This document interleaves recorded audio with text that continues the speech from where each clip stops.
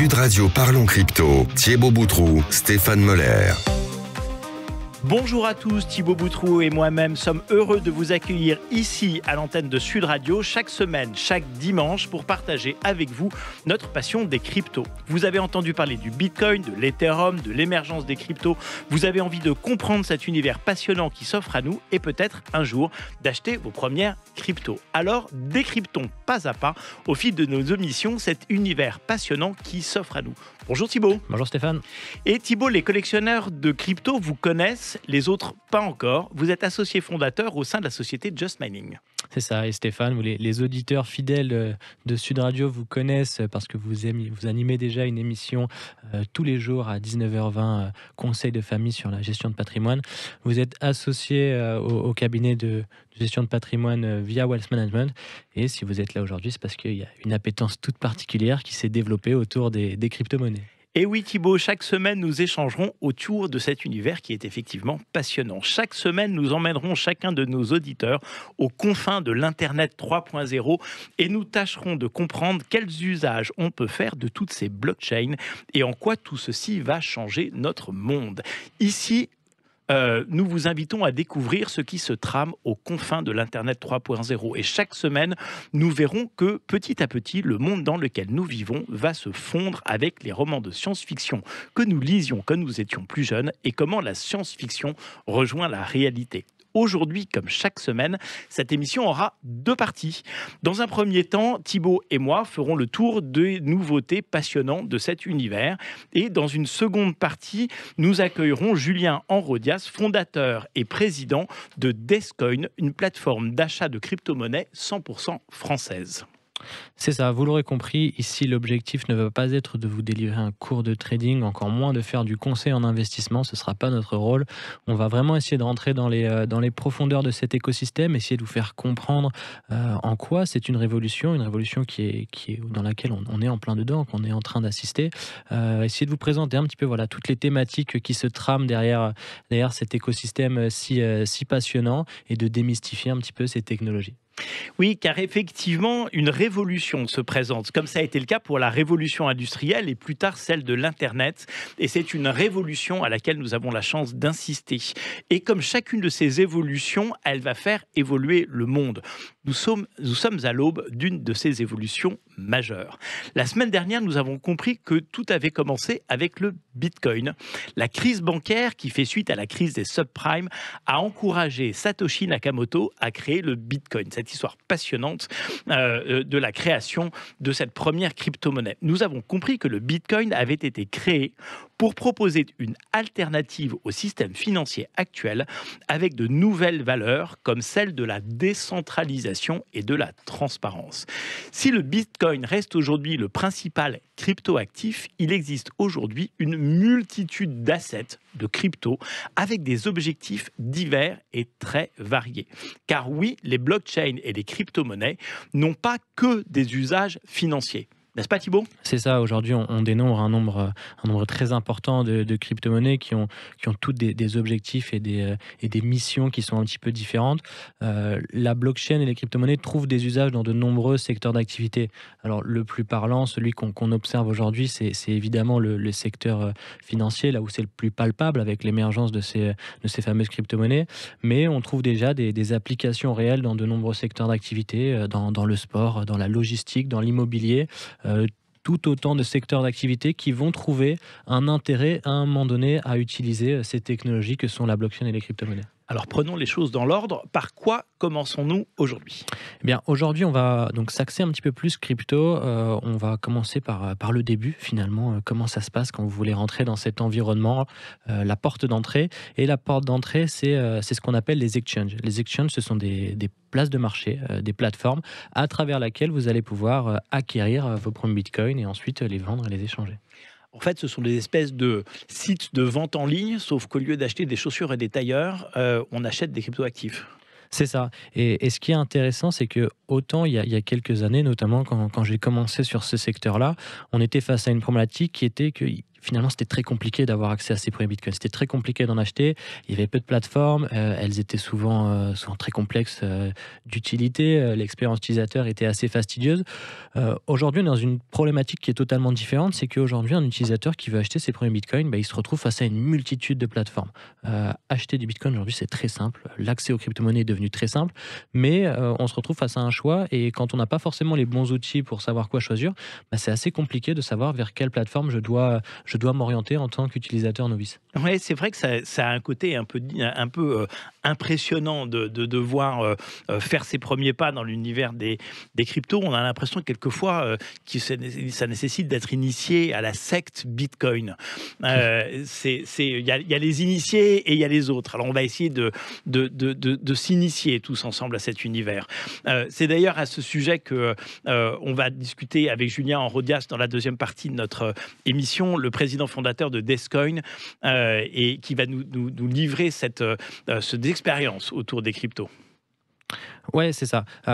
Alors, les exchanges, globalement, il faut comprendre que même s'il y a des codes particuliers, finalement, l'accès aux exchanges, il n'est pas si différent et si compliqué. Déjà, il existe plusieurs types d'exchanges qui ont des ciblages qui sont différents. On va avoir des exchanges qui ont vocation vraiment à toucher des utilisateurs débutants. Donc là, on va avoir une plateforme qui est simplifiée au maximum avec des codes qui vont être sensiblement similaires à ceux des néobanques. À côté de ça, on va avoir d'autres plateformes qui sont plus complexes, qui sont peut-être l'étape d'après, où là, on va avoir accès à de nouvelles fonctionnalités, de nouveaux outils pour aller plus loin. Mais voilà, il faut prendre les choses dans l'ordre. C'est quoi les différentes étapes pour s'inscrire ou ouvrir un compte sur un de ces exchanges? Alors, les étapes, pour le coup, on n'a rien révolutionné. Donc, la création d'un compte, c'est la création d'un compte ni plus ni moins que ce qu'on va retrouver sur un site internet très classique. Là où ça va être un petit peu différent, et c'est ce qu'on va retrouver à partir du moment où on touche au domaine financier, c'est qu'on va avoir une première étape qui est ce qu'on appelle le KYC, Know Your Customer, qui symbolise l'étape où vous allez vérifier votre compte, vérifier votre identité. Donc, contrairement à ce qu'on peut penser, le monde de la blockchain et des crypto-monnaies n'est pas si anonyme que ça, puisque la preuve en est, c'est que pour acheter ces premiers bitcoins, vous devez fournir une preuve de votre identité, donc votre pièce d'identité, votre justificatif de domicile. Une fois que vous avez passé cette étape-là et que la plateforme vous a vérifié... C'est assez ludique d'ailleurs. On prend un selfie de soi-même. Quelquefois, on prend un selfie avec son passeport à la main pour montrer que c'est bien son passeport et que la photo est bien récente et réelle. De façon très pratique. Ensuite, on upload un justificatif de domicile et une photo de son passeport. Enfin, je veux dire, on est finalement dans des usages qui sont des usages quotidiens. On a tous fait ça 10 fois pour effectivement ouvrir un compte dans une banque en ligne ou chez certains opérateurs d'énergie, en fait. C'est de plus en plus ludique, effectivement, et ça a vocation à l'être encore de plus en plus au fur et à mesure qu'on avance, au fur et à mesure que l'usage se développe. On a des nouveaux outils qui permettent de fluidifier encore cette expérience, parce que forcément, le rôle de la plateforme, c'est que tout ce fonctionnement-là, toutes ces étapes, au départ, sont quand même relativement pénibles. Quand on veut acheter des bitcoins, on veut simplement acheter des bitcoins. Si on doit passer 3 jours à faire sa vérification d'identité avant de pouvoir acheter ses premiers bitcoins, à la fin, on peut vite être découragé. Donc, l'enjeu de toutes ces plateformes, c'est de trouver des outils, de trouver des chemins qui permettent à l'utilisateur, en fait, d'avoir accès le plus rapidement possible à ces bitcoins, tout en restant dans les règles du cadre réglementaire existant, quoi. Donc, en 1, le KYC. En 2, le dépôt de ces euros. Donc ça, aujourd'hui, très simple, par carte bancaire, par virement. Toutes les solutions de moyens de paiement sont aujourd'hui disponibles. Et puis, en 3, à partir du moment où on a fait tout ça, on va pouvoir commencer à aller sur les plateformes, acheter ses premiers actifs, les échanger, les vendre. Et puis, au fur et à mesure qu'on va monter en compétences, on va pouvoir s'ouvrir à de nouvelles fonctionnalités. Une fois qu'on dispose de ces crypto-monnaies, tout un champ des possibles s'ouvre à nous et on pourra aller sur d'autres écosystèmes, sur la fameuse décentralisée qu'on a évoquée dans la précédente émission avec Benoît. Et voilà, mais ça, ce sera l'objet d'autres épisodes. Bon, tout simple en effet, et nous retrouvons dans les détails tout cela avec Julien Enrodias après une courte pause. Sud Radio Parlons Crypto, Thibaut Boutroux, Stéphane Moller. Et Thibaut Boutroux et moi-même sommes heureux de vous accueillir ici à l'antenne de Sud Radio chaque semaine, chaque dimanche pour partager avec vous notre passion des cryptos. Donc blockchain, bitcoin, métaverse, finance décentralisée, métaverse, NFT, ce sont chacune de ces applications que nous allons découvrir au cours de nos émissions. Chaque semaine, nous allons passer en revue tout ce qui se passe sur le marché des cryptos et leurs applications. Aujourd'hui, nous recevrons Julien Enrodias, président et fondateur de Descoin, une plateforme d'achat de crypto-monnaies 100% française. Julien, pour commencer, moi, ce que j'ai envie d'entendre, c'est quel est ton parcours ? Quand et pourquoi tu t'es pris de passion pour cet univers des cryptos ? Quel a été le déclic de tout ça ? Alors le parcours il est assez atypique, hein. On était en école de commerce avec Owen Simonin, du coup plus connu sous le nom de Hasher. Et tout simplement, au lieu de réviser des partiels, on est tombé petit à petit sur quelques articles. Owen en a parlé, très vendeur. Je m'y suis intéressé et on est partis tous les deux aux États-Unis pour continuer nos études. Et en fait, en revenant des États-Unis, il y avait une idée qui était, on va dire, pop-up de la tête de Owen, qui était le lancement justement de Just Mining. Et l'idée, c'était justement de rassembler un peu toutes les têtes bien pensantes à l'époque qu'il connaissait. On s'est tous retrouvés dans une petite cave à Florange, des barreaux, un mur orange, des briques. Et pendant 2-3 bonnes années, on va dire qu'on a un peu cravaché sur l'écosystème des crypto-monnaies. À l'époque, c'était sur les Bob, du coup, avec Thibaut, Laurent Gradiani et Owen Simonin. Et en fait, je suis tombé dessus petit à petit par un engouement, on va dire, de la passion d'entreprendre.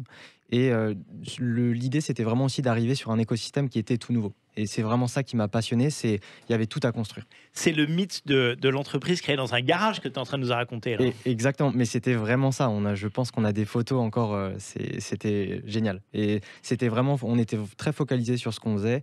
On avait déjà la tête sur les épaules à l'époque, malgré, on va dire, notre jeune âge. Mais c'était aussi surtout un écosystème qui était passionnant. Et est-ce que justement, à propos de cet écosystème passionnant, tu avais pressenti que cet univers, cet écosystème allait changer le monde ? Alors, sur beaucoup de points, mais je pense qu'à l'époque, je ne me rendais pas compte de l'impact que ça pouvait avoir aujourd'hui. Mais on voyait déjà quelques... Alors, on va dire qu'il y a quelques années, on était surtout sur l'aspect financier. On va révolutionner les banques, on va faire des échanges plus rapides. Là, on se rend compte qu'il y a d'autres cas d'usage avec des NFT ou avec comment est-ce qu'on redonne de la propriété. Mais on va dire, de mon recul à l'époque, je me rendais plutôt compte que c'était le monde financier qui allait changer plutôt que cette propriété ou même d'autres industries, le monde médical ou... Voilà. Bon, les NFT, pour nos éditeurs, c'est ce qu'on appelle les tokens non fongibles. C'est aujourd'hui principalement connu comme étant des supports pour l'art numérique, en fait. Hein. Tout à fait. Ouais, donc c'est intéressant parce que c'est vrai que moi, du coup, j'ai commencé avec Julien et ce que tu disais est assez juste, c'est que on est dans un environnement où il y avait tout à construire et en fait, c'est dans ce cadre-là qu'on a été amené un petit peu à se séparer puisque au début, on était sur des sociétés similaires, on était tous les deux sur Just Mining et puis progressivement, on était confrontés à des problématiques et quand on voulait les résoudre, en fait, on trouvait pas la bonne solution en face et puis à ce moment-là, il y a deux solutions, soit on trouve une autre direction, soit on se dit cette solution on va la faire nous en fait tout simplement et de là est né Descoin du coup plateforme que Julien du coup a cofondé et qui dirige aujourd'hui. Donc aujourd'hui à travers Descoin tu t'accompagnes des particuliers, des entreprises qui veulent acheter leur premier Bitcoin. Comment ça se passe au quotidien? C'est quoi les questions qu'on te pose régulièrement? Comment tu fais cet accompagnement là? Ouais, non, bien sûr. Alors, je pense qu'en fait, l'essence même, c'est qu'on a un engouement qui est en pleine croissance en ce moment. Et je pense que cet engouement-là, il n'est pas forcément lié intrinsèquement à la crypto-monnaie, dans un premier temps. Il y a plusieurs raisons. Mais les premières raisons, c'est, je pense, le contexte, le Covid, qui a fait qu'aussi les personnes ont beaucoup plus de temps pour se renseigner, donc beaucoup plus de temps potentiellement à investir. C'est des personnes qui thésaurisent de plus en plus, parce que forcément, moins d'activité. Et donc, forcément, c'est des personnes qui commençaient à se poser peut-être plus de questions qu'avant sur qu'est-ce que je vais faire mon argent. Le deuxième contexte, c'est que le Covid a aussi impacté la crise économique, pas encore de crise économique, mais on va dire a impacté l'économie. Et en impactant l'économie, on le voit aujourd'hui, je crois qu'on est à 2,9% de taux d'inflation, le dernier relevé en novembre.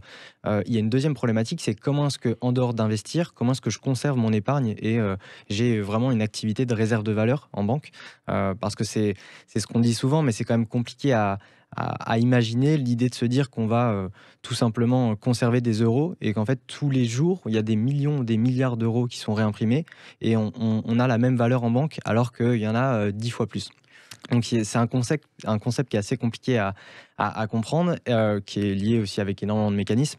Mais ces deux arguments-là font qu'aujourd'hui, il y a de plus en plus d'engouement sur les crypto-monnaies, parce qu'il y a aussi une prise de risque qui est un peu plus poussée de la part de ces utilisateurs, de la part des particuliers.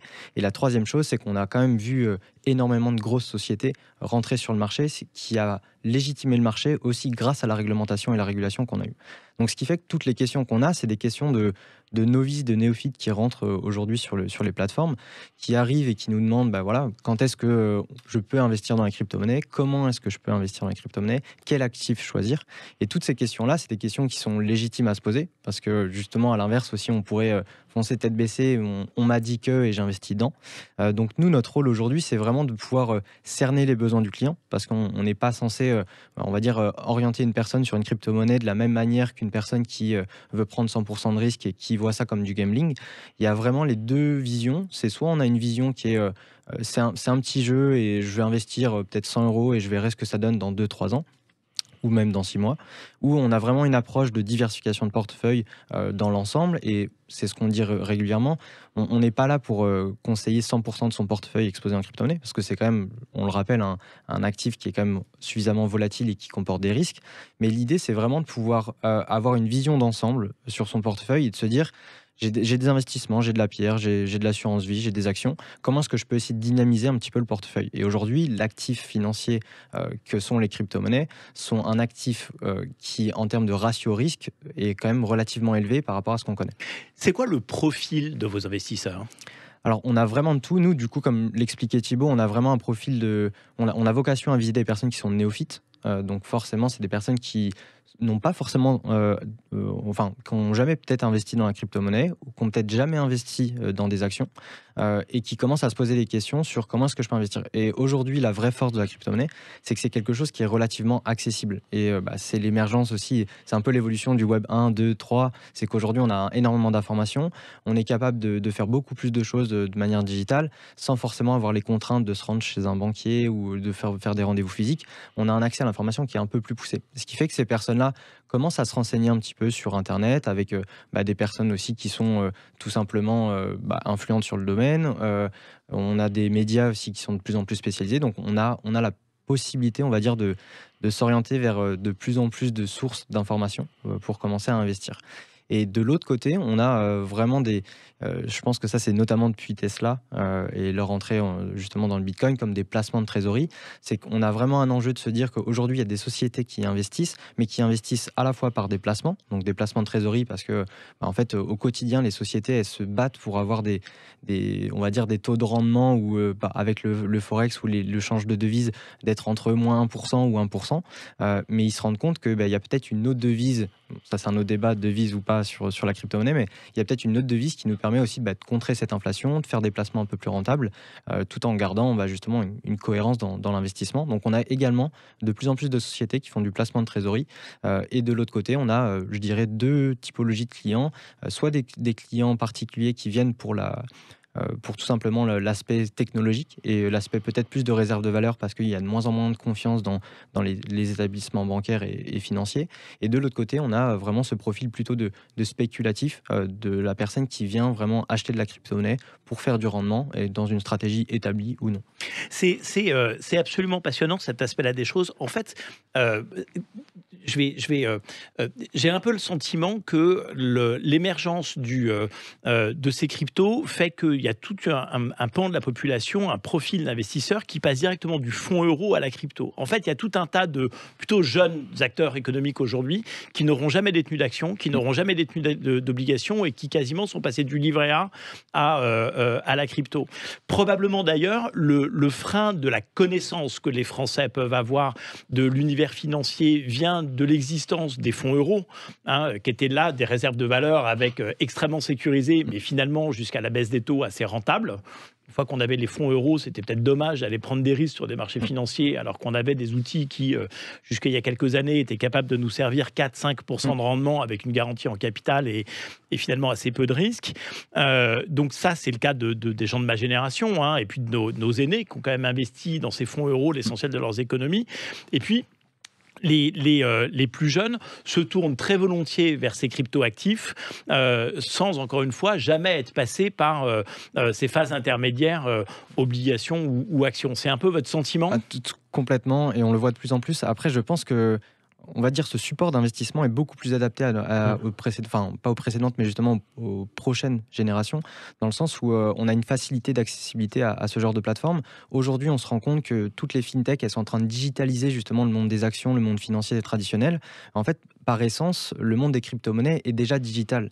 Donc, par défaut, les personnes qui sont déjà à même à utiliser la technologie et les applications, au moment du développement de ces crypto-monnaies, on a dû d'ores et déjà utiliser cette technologie pour Ouais, c'est ça. En fait, c'est une évolution générationnelle finalement, hein, qu'on constate. C'est que aujourd'hui, nos aînés ont été habitués à une certaine manipulation de la monnaie. Les jeunes générations manipulent la valeur d'une autre manière. Et finalement, toute cette façon d'utiliser la monnaie via les crypto-monnaies sont des outils qui sont naturellement ancrés dans la façon de fonctionner des jeunes générations. Donc demain, l'idée d'utiliser une monnaie qui soit totalement dématérialisée, qu'on s'échange en ligne de particulier à particulier, c'est pas quelque chose qui va froisser la façon de penser en fait de ces jeunes générations, puisqu'ils ont grandi avec ça, ils se sont éduqués en fait avec ces mécanismes. Donc finalement, c'est assez naturel pour eux d'aller plus facilement vers ces actifs-là plutôt que d'aller vers des actifs traditionnels, parce que on n'a pas une grande éducation financière non plus, donc on comprend beaucoup plus facilement le monde de la crypto que le monde de la finance traditionnelle. Non, et surtout que en fait, dans l'ère du temps, il y a énormément de choses qui sont globalisées, internationalisées, mais en fait, on se rend compte que la monnaie, elle n'a jamais vraiment suivi cette trend. On est vraiment aujourd'hui sur. On avait encore le monde archaïque d'avoir des monnaies locales. La vraie force de tout ça, parce que c'est vrai qu'on est dans un monde on est contextualisé, on va dire, dans le monde occidental, mais il y a aussi énormément de personnes qui sont dans des régions un peu plus reculées pour lesquelles on n'a pas cet aspect spéculatif et cet aspect d'investissement comme ce qu'on a aujourd'hui et de ce qu'on parle, mais il y a aussi cet aspect comment est-ce qu'on est capable de s'échanger de la valeur et d'avoir une certaine réserve de valeur. C'est les cas du Salvador ou du Venezuela avec des monnaies hyper inflationnistes où il y a un vrai cas d'usage en dehors de cette partie investissement. En fait, ce qui est passionnant et ce qui rejoint Benoît qu'on recevait la semaine dernière, c'est de dire qu'en fait, ce que vous êtes en train de nous décrire là tous, c'est effectivement un véritable changement sociétal, quelque chose qui est complètement irréversible. Et ce qui est absolument passionnant, c'est que la monnaie est en train de devenir globale. Et effectivement, la monnaie, avant, c'était frappée par une banque centrale et c'était le pouvoir régalien d'un État de pouvoir émettre sa propre monnaie qui avait cours légal. Et en fait, ce que vous êtes en train de nous dire là, et qui est absolument passionnant, c'est de dire demain, probablement, on va avoir un système de valeurs transverse qui va être international et qui va permettre en fait d'avoir une vision globale de la monnaie. Ça fait un peu penser à l'or en fait. Alors, ça fait penser à l'or, ça me fait aussi également penser à, je crois que c'était Hayek, qui avait justement émis une théorie sur les monnaies privées. Et c'est aussi l'idée de se dire il y a forcément du public et du privé dans toute industrie. Et Hayek Hayek, c'est un économiste de l'école autrichienne, si je ne dis pas de bêtises, qui justement avait mis en avant l'idée d'avoir une compétition des monnaies dans le monde entier. Et en fait, tout simplement comme la compétition des sociétés qu'on pourrait avoir dans la vie de tous les jours, en fait, il y aurait une monnaie qui prendrait le dessus sur les autres, mais ça serait la monnaie choisie par justement le marché. Et donc là, en fait, on n'est plus sur ces fonctions régaliennes, mais c'était l'idée de se dire que avant même que la crypto-monnaie existe, il y avait déjà une théorie autour de cette monnaie privée, cette concurrence. Et donc, pour rejoindre ce monde globalisé, cette monnaie globalisée, c'est peut-être l'idée de se dire qu'aujourd'hui, il existe des milliers de crypto-monnaies. Il y aura sûrement pas toutes qui vont continuer à exister parce que chaque crypto-monnaie a un projet différent. Et donc, c'est un peu comme une société sur laquelle on a peut-être des promesses qui sont très bien et qui pourraient être mises en place dans 2, 3, 4 ans. Mais il y a aussi des time to market, il y a aussi des cas d'usage qui doivent être répondus. Et donc, c'est peut-être l'idée de se dire que d'ici 2, 3 ans, il y a peut-être une crypto-monnaie qui sera utilisée pour faire des échanges, une crypto-monnaie qui sera utilisée pour, je sais pas, pour faire de l'engagement auprès des fan tokens dans le sport. On a une crypto-monnaie qui pourrait être utilisée uniquement pour faire des transferts rapides. On a une multitude de cas d'usage qui pourraient se déployer autour de ces monnaies. Thibaut, pour prendre par la main, pour amener ces internautes sur des plateformes comme Descoin ou Just Mining, concrètement, quels sont les outils pour se faire connaître, pour les aider, pour les accompagner ? Aujourd'hui, on a une chance, si on a des auditeurs qui sont dans ce cadre-là, qui s'intéressent et qui n'ont jamais franchi le pas, c'est que il y a beaucoup de contenu qui est disponible gratuitement en ligne. On a beaucoup de créateurs de contenu, Owen forcément qu'on connaît bien, qui a fait un gros travail de démocratisation, qui a été suivi par beaucoup de monde. Et aujourd'hui, voilà, on a des médias francophones qui font un travail pédagogique incroyable. On a des gens sur YouTube, on a des gens vraiment partout qui font un gros travail sur la pédagogie. Nous, ce qu'on est en train de faire là aujourd'hui, finalement, c'est de la pédagogie qui va permettre de donner des outils à des gens pour appréhender les risques de ce marché correctement. Donc ça, c'est la première étape. Et il y a une deuxième étape que je voulais aborder avec toi aussi, Julien, c'est l'aspect réglementaire aussi. Aujourd'hui, il y a un cadre réglementaire qui existe pour les crypto-monnaies, qui est encore jeune, qui va être amené forcément à évoluer, mais qui a le mérite d'être un premier cadre et qui permet aussi aux utilisateurs de se repérer, en fait. Aujourd'hui, si vous voulez vendre des crypto-monnaies en France, ou si vous voulez exercer sur ce monde-là, vous devez détenir un matricule, un enregistrement qu'on appelle le PSAN, prestataire de services sur les actifs numériques, qui est délivré par l'autorité des marchés financiers, donc l'AMF, donc le gendarme financier. Et grâce à ça, ça va permettre aussi de faire un premier filtrage de tous les prestataires que vous allez pouvoir avoir en face de vous et de mesurer un petit peu le sérieux. Alors, le PSAN n'est pas forcément... ne vous élimine pas tous les risques, mais il permet de faire un premier filtre. Et ce que je voulais aborder avec toi, Julien, c'est aujourd'hui, le PSAN et cette réglementation, qu'est-ce que ça implique pour toi ? Ouais, il nous reste 1 minute. Alors, en 1 minute, ça implique énormément de choses, surtout sur des procédures internes. Donc, c'est énormément de changements, notamment sur la lutte anti-blanchiment d'argent, des choses comme ça. Mais c'est aussi un vrai gage de confiance par rapport aux utilisateurs qui souhaitent se rapprocher d'instituts de confiance pour tout simplement investir avec une facturation française, avec du support français. Et également, justement, c'est un gage de confiance vis-à-vis des services qu'on développe, qui sont aussi... On est quand même dans un milieu qui est assez propre aux arnaques ou aux scams, parce que c'est un milieu qui est nouveau. Ça permet vraiment de légiférer et justement d'améliorer et d'accompagner les premiers investissements tout sereinement. Bon, donc il faut que cette réglementation nous accompagne, mais qu'elle ne dénature pas cet esprit de révolutionnaire et décentralisation autour de la monnaie. En conclusion de cette émission, merci beaucoup Julien, d'avoir accepté d'être le second invité de Parlons Crypto. Merci pour ta confiance, désolé pour ce lapsus. J'espère que nous aurons l'occasion de revoir bientôt. Merci Thibaut de nous accompagner, de ton éclairage sur ces sujets passionnants et de m'aider émission après émission à préparer, structurer ces émissions, interroger nos invités. Nous nous retrouvons tous les deux la semaine prochaine avec grand plaisir. C'était Parlons Crypto sur Sud Radio. Retrouvez-nous chaque semaine à l'antenne de Sud. Ici, nous essayons de comprendre comment et pourquoi tous ces projets de crypto vont changer le monde.